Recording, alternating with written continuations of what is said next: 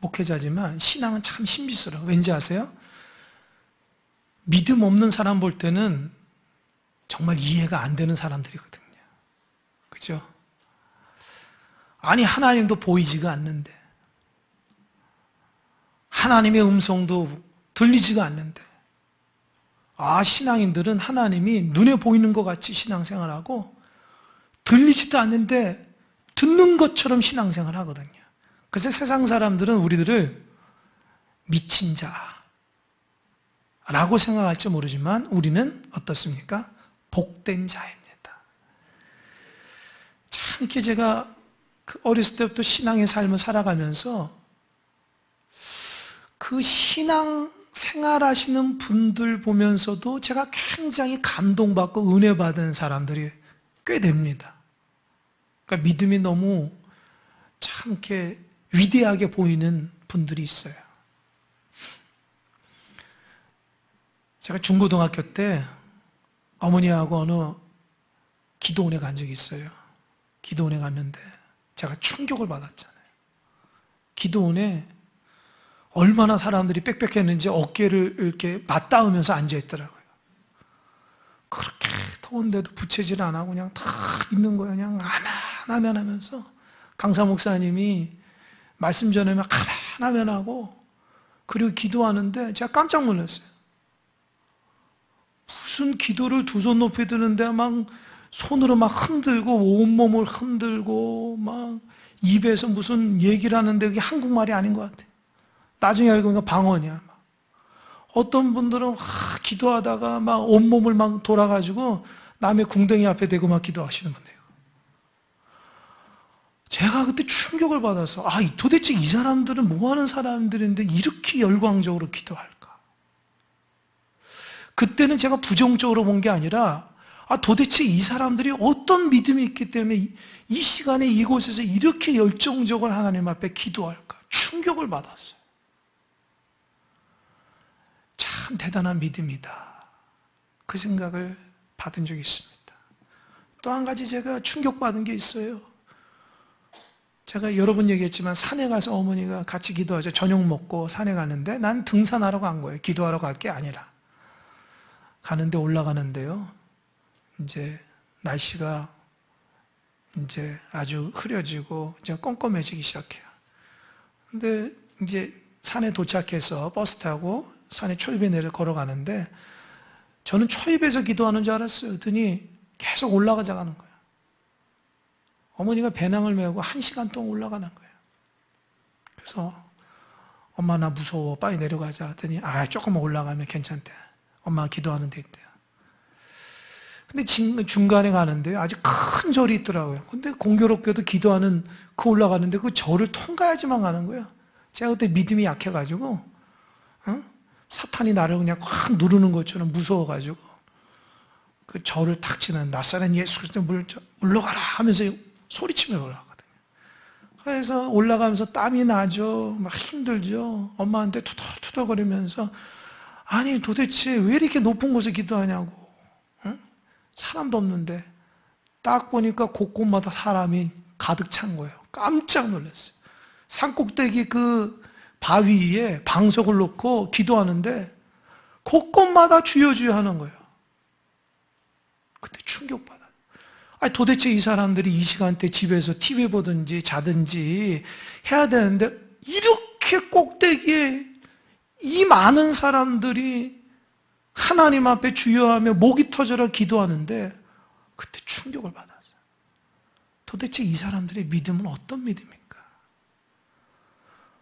도대체 하나님이 이들에게 어떤 믿음을 선사했기에 이 험한 곳까지 와서 나라 민족을 위해서 교회를 위해서 죽어가는 영혼들을 위해서 저렇게 목이 터져라 기도할까? 그때 상당히 충격을 받았습니다. 믿음이 뭐지? 왜 나는 저런 사람의 믿음에 담지 못할까? 그때 그 중고등학교 때 그런 하나님 앞에 고백했던 기억이 나요. 청년 시절에는 이 청년부 회장했던 고대법대 다니는 형이 사법고시 앞두고도 열심히 신앙생활을 하는 거예요. 우리 청년들과 함께 교제하고 함께 교회하고 그래서 제가 저 형은 공부를 못하는 형인가? 왜 공부를 포기하면서까지 교회에서 올까? 근데 알고 보면 공부를 잘 하시는 분이에요. 제가 그때 신학생이었는데도 저 형은 나보다 낫다. 저렇게 바쁘고 힘든 가운데서도 하나님을 섬기는 모습이에요. 그동안 사역하면서 교회 여러 지체들을 보면서 교회 힘들고 어렵고 직장의 삶 여러 가지 힘들고 어려운 삶에서도 교회를 섬기고 직분 잘 감당하시는 분들 보면 막 감동이 밀려옵니다. 제가 전에 있던 교회에 어느 권사님이 계셨는데 나이가 80이 넘으셔요. 그분이 날마다 배낭을 메고 그 중계역이 있어요. 중계역에서 전철을 타고 제가 심호하는 이 구로까지 와가지고 배낭을 메고 성전에서 늘 기도하고 나가서 전도하시더라고요. 그리고 저녁 5시, 6시 되면 집으로 퇴근해요. 그러니까 그분의 직업은 기도하고 전도하는. 그분이 어디 나갔다가 전도하면 저 전도 담당 목사일 때 와가지고 목사님 이분 놓고 기도해 주세요. 그 명단을 줄 때마다 도대체 이 권사님은 어떤 믿음의 소유자기에 80이 넘어도 배낭 메고 이렇게 날마다 전도를 할까? 그때 엄청난 충격을 받았어요. 젊은 사람도 그런 일을 못하는데 어떻게 이렇게 하나님께서 특별한 은혜를 주셔서 이 믿음으로 죽어가는 영혼들에게 이렇게 전도를 할까? 이름도 안 까먹어서 이순동 권사님이에요. 지금 아마 돌아가셨을 거예요. 천국 가셨어요. 얼마나 열심히 기도하고 전도하는지 제가 막 부끄럽더라고요. 또 전에 있던 교회 저랑 같이 열심히 기도하고 전도했던 권사님은 참 구역 식구들 얼마나 잘 섬기는지 몰라요. 처음에 가졌던 식구가 나중에 연말에 되면은 구역이 막 2개, 3개 막 나눠지는 거예요. 깜짝 놀래요. 어떻게 할까 보니까 얼마나 잘 섬기고 기도하고 참 하나님이 그 권사님은 특별한 선물을 주셔가지고 저렇게 사랑의 마음으로 복음을 전하고 섬기니 제 마음속에 참 감동을 받고 그렇습니다. 제가 우리 교회 와서도 여러 가지 감동을 받은 게 있어요. 다 말씀은 못 드리겠지만 대표적으로 이 성전을 집삼아서 밤에 와서 기도하고 주무시면서 새벽 첫 시간에 딱 드리는 권사님들도 계시잖아요. 제가 앞에서 열거한 이분들은 목회자를 부끄럽게 하는 사람이에요. 특별한 하나님의 믿음으로 살아가는 사람입니다. 이런 사람들이 있기 때문에 하나님의 영광이 드러나고 하나님의 역사가 드러납니다. 믿음이라는 것이 참 신비스러워요. 있는 것 같지만 없는 것 같고 또 없는 것 같은데 있는 것 같아요. 하나님은 신비스러운 분이에요. 성경을 보면 감추시는 분이에요. 이게 드러내지 않아요. 그런데 하나님이 드러내는 순서가 있어요. 드러낼 때가 언제? 믿음의 사람 앞에서는 하나님께서 비밀을 드러내십니다. 하나님이 어떤 분인지 모르는 분에게 하나님이 반드시 드러내준 축복, 보물을 찾게 되는 그 시점이 언제인지 압니까? 믿음으로 하나님께 나아가는 자는 하나님께서 그 보물을 드러내요. 성경의 큰 주제가 뭐냐? 하나님이 말씀하시고 그 말씀이 응답되는 거예요.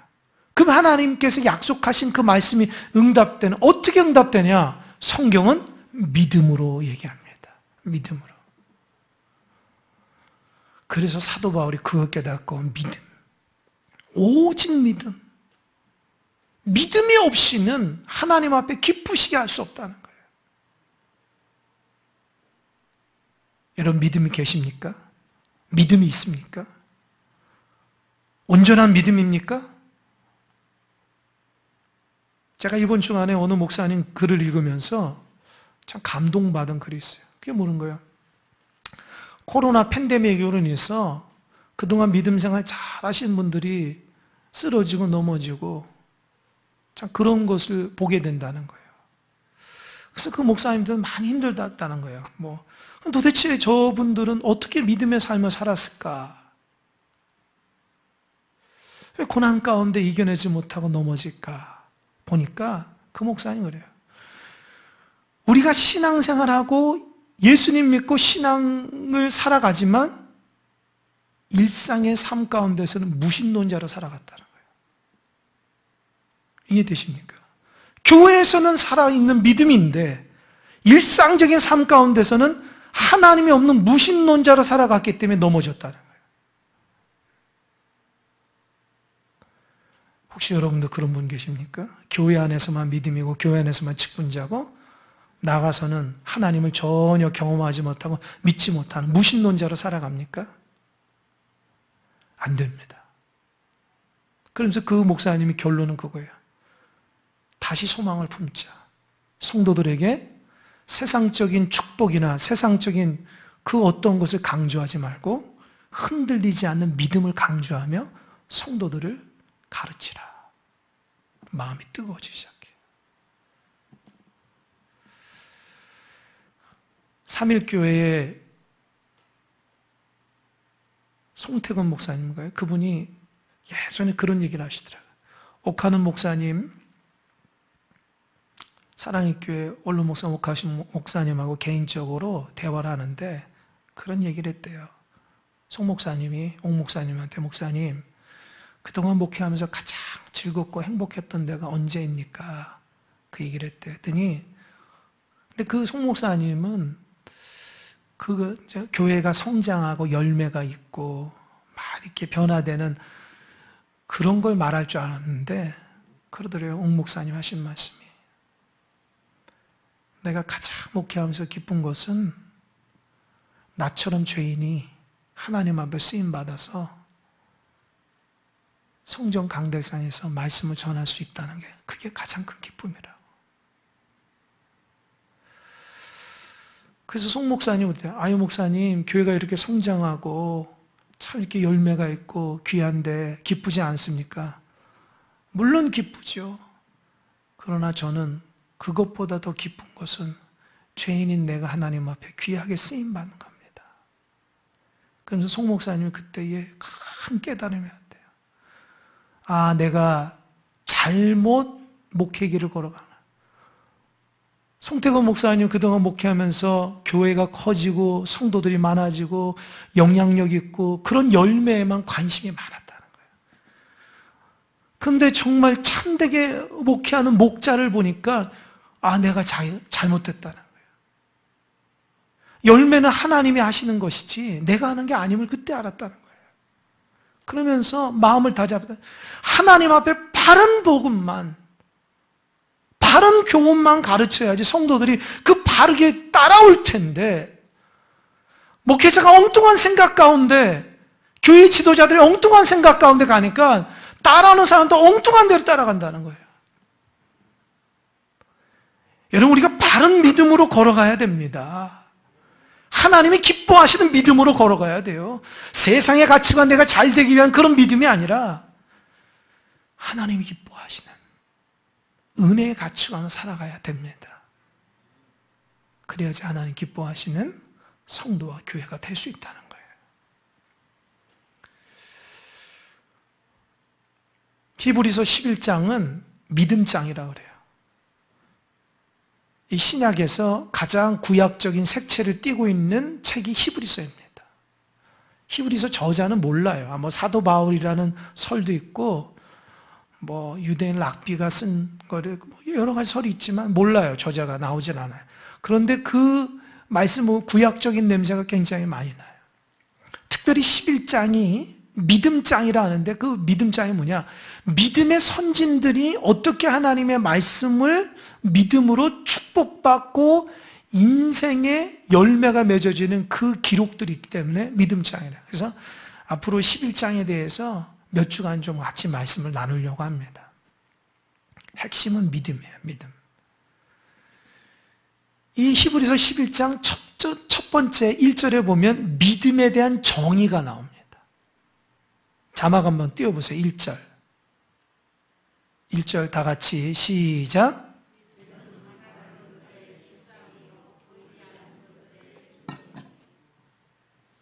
여러분 믿음이라는 것이 바라는 것들의 실상, 보이지 않는 것 증거.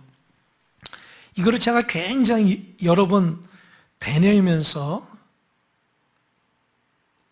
해석을 해봤어요. 잘 보세요. 믿음이라는 것이 내 마음에 믿음이 있잖아요. 내가 뭘 바라는데 그 바라는 것이 실제로 존재한다. 실제로 존재하는 거예요. 뭐요? 믿음을 가지고 실제로 보는 거예요. 또 보이지 않는 거 있는데 그 보이지 않는 것이 보게 하는 증거가 뭐예요? 믿음이라는 거예요.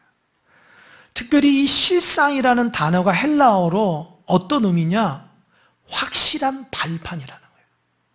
그 말은 뭐냐? 내가 바라는데 하나님 앞에 그걸 바라는데 내가 그것이 반드시 하나님께서 역사하시고 드러낼 줄 믿고 흔들리지 않는 확실한 발판에 서 있는 게 믿음이라는 거예요.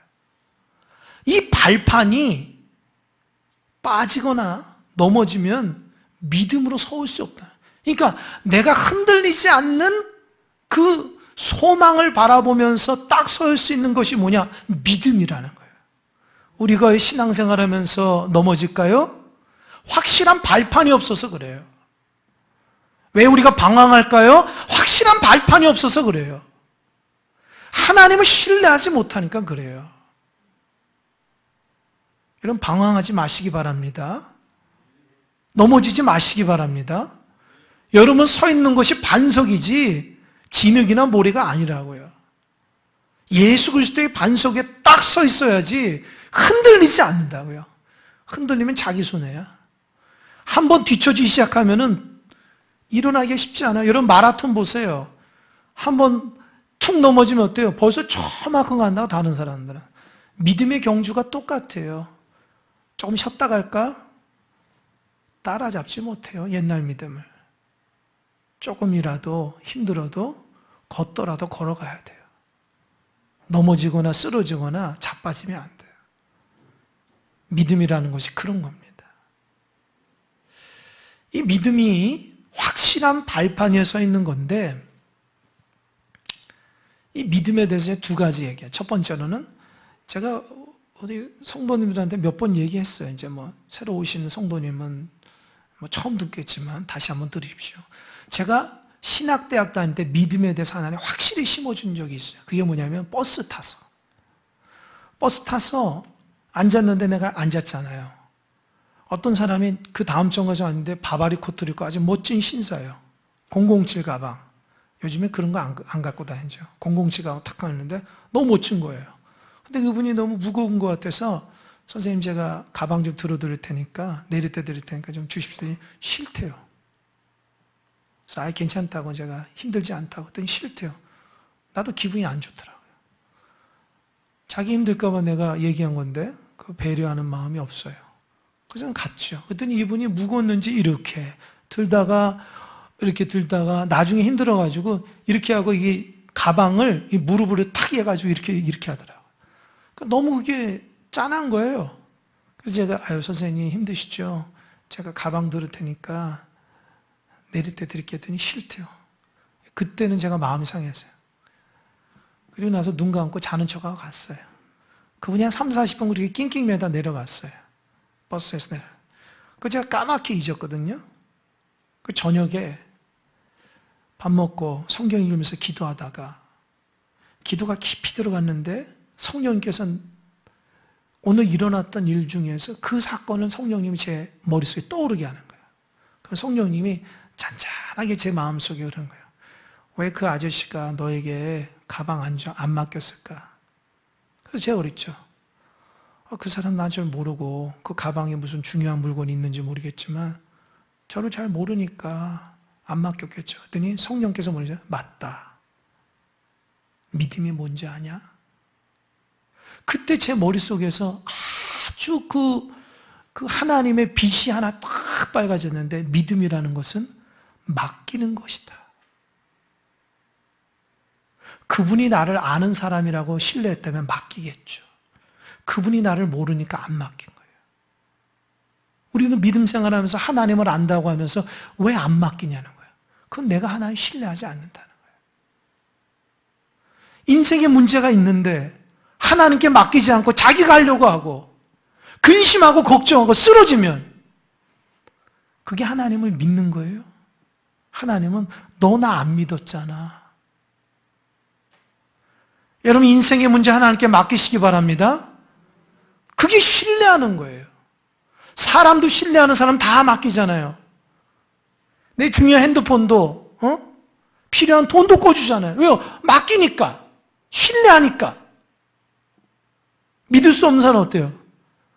전혀 신뢰가 안 되잖아요. 맡길 수가 없잖아요. 그 사람의 말을 신뢰가 안 되잖아요. 우리도 마찬가지예요. 하나님 앞에 믿음의 길을 걸어갈 때에 말로는 하나님 사랑한다고 엄청나게 하지만 하나님 앞에 하나라도 맡기지 못하면 그건 제대로 믿음이 아닙니다. 세상 물질보다도 하나님 믿지 못하고 세상 그 무엇보다도 하나님 믿지 못하고 그게 무슨 믿음입니까?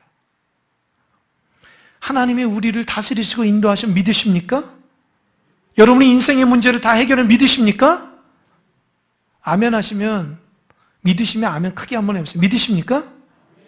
그럼 맡기세요. 왜 맡기지 못하고 자꾸 힘들어하고 아파하고 왜 본인이 다 해결하려고 그래요? 하나님께 맡기지. 여러분 신앙생활에 근심이 많은 사람이 신앙생활 잘하는 거 아니에요. 하나님 못 믿으니까 그렇게 사는 거예요. 근심 걱정이 많은 사람 신앙생활 하면서 신앙생활 잘하는 거 아니에요. 하나님께 맡기고 기뻐하고 즐거워해야죠. 그러니까 믿음이라는 게 그거예요. 그런데 믿음에 또 한 가지, 여러분 믿음과 자기 확신이 있어요. 이게 다르거든요. 어떤 사람도 보면은 인내가 대단한 사람이 있어요. 재밌는 얘기로 찜질방에서 주무시는 분들도 있어요.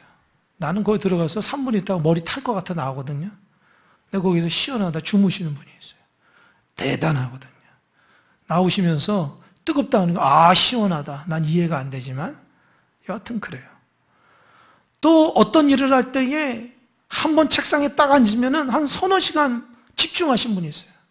또 어떤 분은 책상에 앉으면은 갑자기 소변이 말아가지고 그냥 5분도 못 앉아가지고 왔다 갔다 하고 집중하지만. 그러니까 여러분 보세요. 그렇게 인내가 좋은 사람이 믿음 있는 사람이라 할 수 있어요?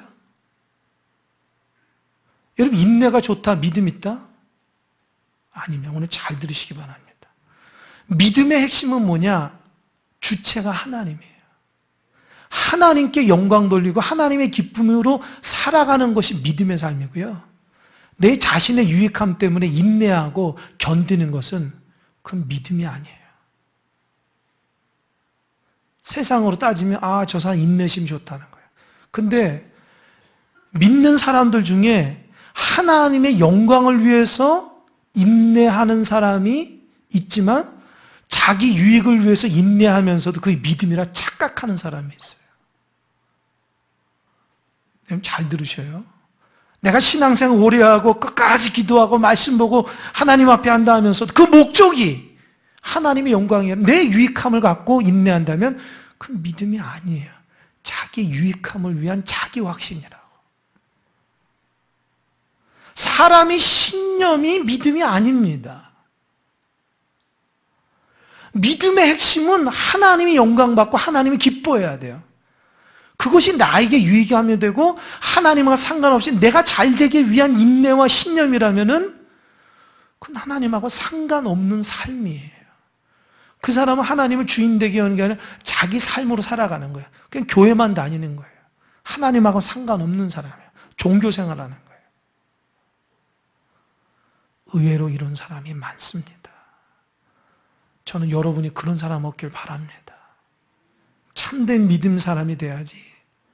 자기 인내를 쌓기 위한, 자기 유익을 위한 신앙의 여정이 되면 안 돼요.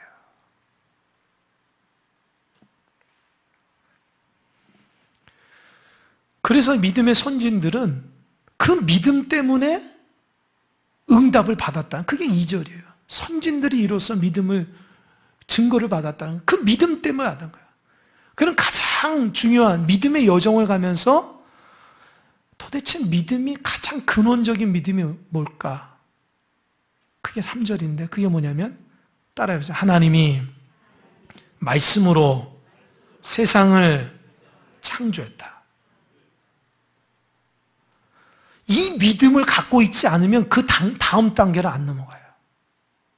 예를 들어서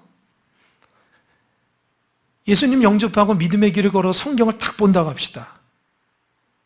교회에서 성경을 탁 보는데 어떤 사람은 창세기 1장 2절에 뭐죠?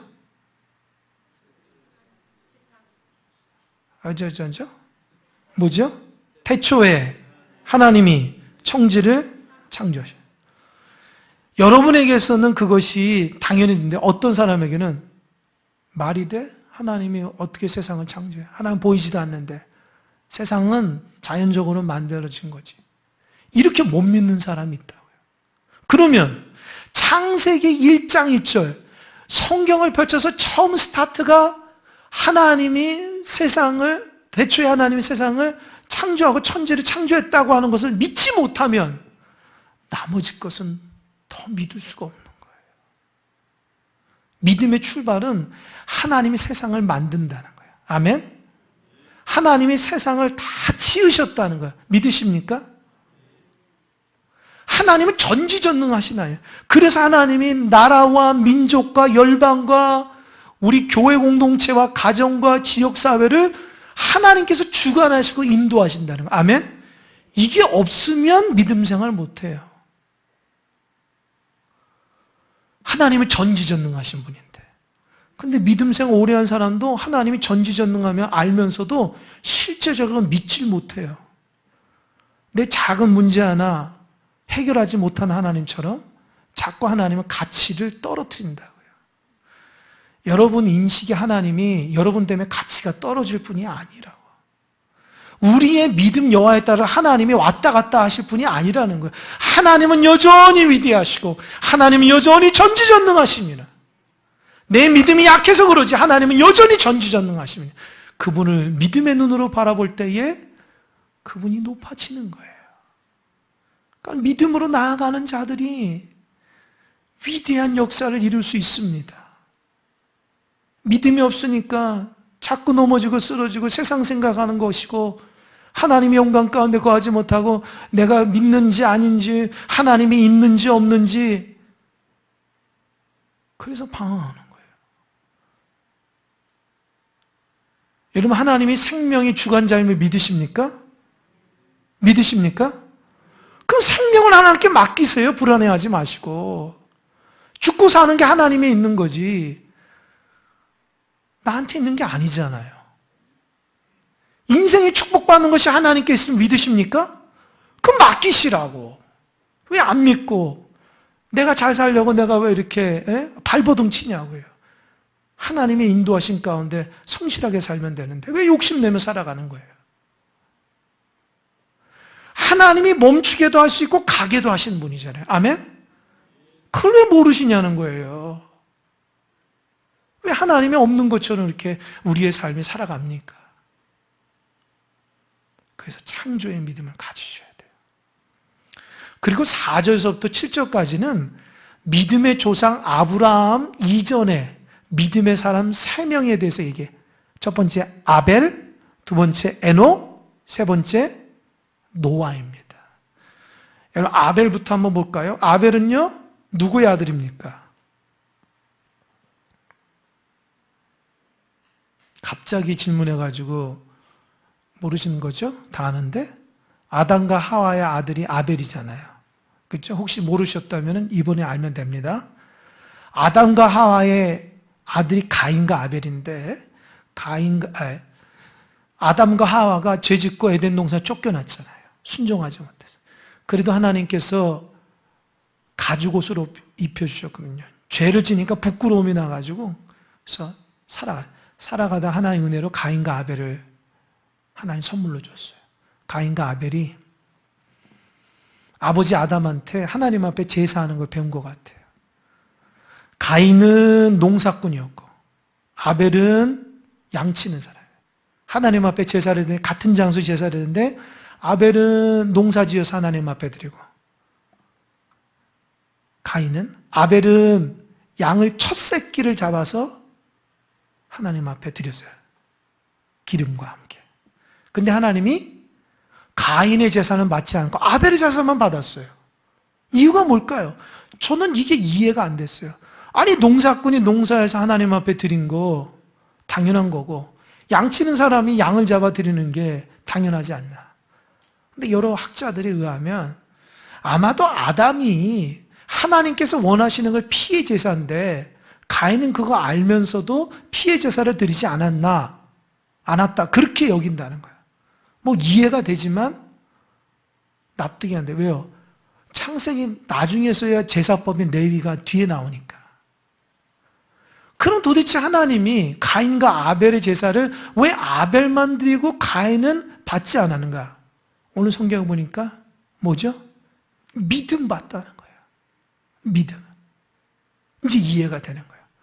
같은 걸 드려도 자기 삶의 열매를 드려도 하나님은 사람하고 다르니까 그 중심을 보신다는 거예요. 그 예배의 중심, 제사의 중심.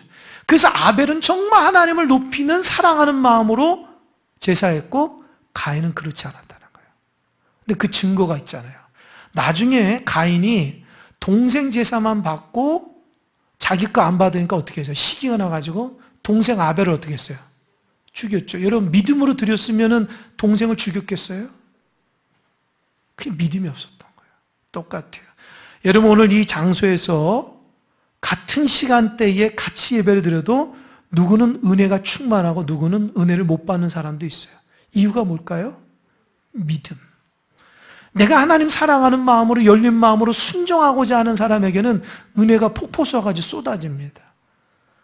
근데 믿음이 없으니까 목사님 뭔 소리야 빨리 끝내지. 속으로 그러고 있다고요. 같은 예배를 드려도 믿음으로 드려지는 사람과 드려지지 않는 사람은 그렇게 천지 차이라는 거예요. 하나님이 기뻐하시는 믿음의 사람은 믿음의 예배를 드리는 사람이에요.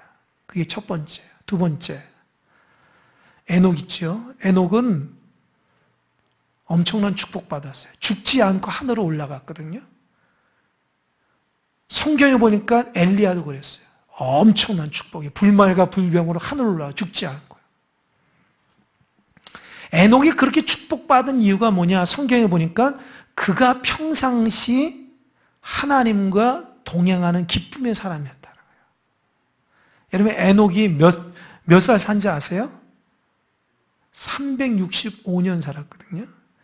제가 대학교 다닐 때 어떻게 외웠냐? 에녹 365일 하나님과 늘 동행했던 사람.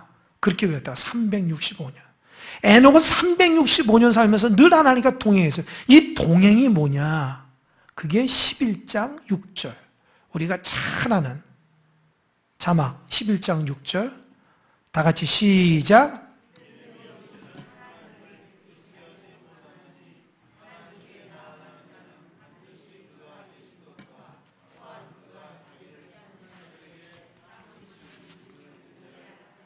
아멘. 자막 계속 띄우세요. 자막. 11장 6절 보세요. 잘 보세요. 믿음이 없이는 하나님을 기쁘시게 못한다 하죠. 반대는 믿음이 있어야 하나님을 기쁘게 한다. 그러면 에녹의 믿음은 뭐냐? 첫 번째, 하나님께 나아가는 자는 반드시 그가 계신 것과. 그러니까 에녹은 날마다 하나님이 나와 함께 했다는 임재인, 범사의 하나님을 인정했다는 거예요. 여러분 범사의 하나님을 인정하시기 바랍니다. 직장에서나 가정에서나 늘 하나님이 나와 함께 있다고 인정하는 사람 하나님 기뻐하시는 거예요. 하나님을 까맣게 잊어버리고 일하고 하나님 까맣게 이제 가정에서 일하고 하나님 까맣게 이제 운전하고 그 하나님 기뻐하지 않아요. 하나님이 이 운전대를 하나님 붙잡고 있고 직장에서도 이 책상하고 하나님과 일하는 일터에서도 하나님 내 옆에 계시고 그걸 인정해야 돼요. 에녹은 그랬다는 거예요. 두 번째, 또한 그가 자기를 찾는 자들에게 상 주신다. 그러니까 하나님을 찾으면 하나님이 축복하신다는 그 믿음이 있었다는 거예요. 이제 됐습니다. 이 두 가지 믿음. 하나님이 늘 나와 함께 하시고 하나님을 날마다 찾으면 하나님이 찾는 그 순간 축복 주신다는 믿음으로 평생을 에녹이 살았다는 거예요. 아멘? 여러분도 에녹 될 수 있어요. 범사에 하나님이 인정하면 돼요. 그래 하나님을 자꾸 찾아야 돼요. 그래서 예배가 중요하다고 그랬잖아요. 예배는 하나님 찾는 거잖아요. 예배가 중단되면 하나님 찾을 수 있겠어요? 어디서 하나님 찾겠어요? 여러분 예배자의 삶을 살아가야 돼요. 에녹은 하나님과 축복의 도구가 됐다는 거예요. 세 번째, 노아. 창세기 6장에 보면 하나님이 그때 사람들이 너무 죄악이 관영하니까 하나님이 이런 표현이 있습니다. 세상 만들고 후회하셔요. 하나님도 후회할 때가 있어요. 제가 그 말씀 묵상하면서 하나님이 나 선택한 거 후회하시려나 그 생각이 들 때가 있어요. 하나님이 여러분 선택한 거 후회하실까요? 모르겠어요. 늘 그런 생각 가지세요. 하나님 앞에 실망시키지 않는 하나님 사람 돼야 되겠다. 하나님이 실망해가지고 후회해서 물로 다 쓸어버린다고 경고하셨거든요. 근데 그 당시에 사람들이 하나님의 이 경고에 무시하는 거예요. 그런데 노아는 어떻게 해요? 하나님을 경외함으로 그 말씀을 받았어요. 그래서 어떻게 했어요? 하나님 말씀에 방주를 졌거든요. 방주를 어디에다 졌을까요? 산 꼭대기. 여러분 배 만들 때 강가나 바다에 짓잖아요. 왜요? 물가 아닌데. 그러니까 가장 높은 아라라산에 방주를 만드는 사람들이 조롱하는 거예요. 저 바보 멍충이 봐라. 배를 왜 바다에다 만들지 않고 산 꼭대기에 만드냐. 근데 노아는 어떻게 해요? 하나님이 이 땅을 물로 다 덮을 줄 알고 하나님 말씀에 순종해서 산 꼭대기에 있다. 여러분 믿음의 길을 걸어가면 사람들이 여러분 손가락질 합니다. 저 바보 멍충이. 저렇게 지혜가 없을까? 그러나 여러분 우리는 하나님의 원리대로 살아가는 사람이에요. 아멘? 세상 사람 여러분 뭐라고 해도 믿음을 지켜내시기 바랍니다. 싸울 필요 없어요. 하나님이 결과를 드러내시면 되니까. 노아는 그 사람들에게 뭐라 하진 않은 거 그냥 묵묵히 자기 일만 했어요. 그리고 몇 년? 120년 동안 했다는 거예요. 결국 하나님이 물로 세상을 쓸어버릴 때에 노아의 가족 8명만 구원받았잖아요. 할렐루야? 그래서 한자로 배선자 하면은 입이 8개. 노아 식구를 의미해요. 믿음의 사람만 구원받은 거예요. 정리하겠습니다. 여러분 하나님의 기쁨이 돼야 됩니다. 하나님을 근심시키지 마십시오. 하나님이 우리를 봐주니까 근심해도 우리를 그냥 살아가는 거지. 하나님의 구약적 하나님 우리는 싹 죽어요. 예수님 때문에 우리가 봐주고 있는 거예요. 그 감사하셔야 돼요. 하나님이 기뻐하는 3가지예요. 첫 번째, 믿음의 예배를 드리는 사람. 최선을 다해서 하나님 사랑하는 마음으로 예배자가 돼야 돼요. 두 번째, 누구죠? 에녹처럼 늘 하나님과 임재의식을 가지고 하나님이 나와 함께 한다. 하나님을 찾으면 축복하신다. 그런 인식을 가지고 동행해야 돼요. 세 번째, 하나님 말씀에 100% 순종해야 돼요. 세상 사람 볼 때 어리석다고 하지만 그대로 살아가야 됩니다. 여러분 요즘 하나님의 기쁨이 되겠습니까? 하나님의 근심이 됩니까? 제발 기쁨으로 살아가시기 바랍니다. 하나님이 내 문제 아니어도 근심할 거 많아요. 나까지 하나님 근심시켜야 되겠습니까? 제가 말씀 준비하면서 그걸 느낀 거예요. 나까지 하나님께 근심시키면 하나님이 얼마나 힘들까? 나라도 하나님의 기쁨을 드리자. 믿음 생활 잘해서 하나님 앞에 좀 기뻐하는 그런 자녀 되자. 우리 큰사랑교회가 하나님의 기쁨을 드리는 교회가 됐으면 좋겠어요. 여러분 성도들이 하나님 앞에 기쁨을 드리는 성도가 됐으면 좋겠어요. 그래서 하나님이 우리 교회 가운데 얼마나 축복을 주고 여러분 가운데 얼마나 축복을 좀 경험했으면 좋겠어요. 그런 믿음의 삶을 살아가시기 바랍니다. 아멘.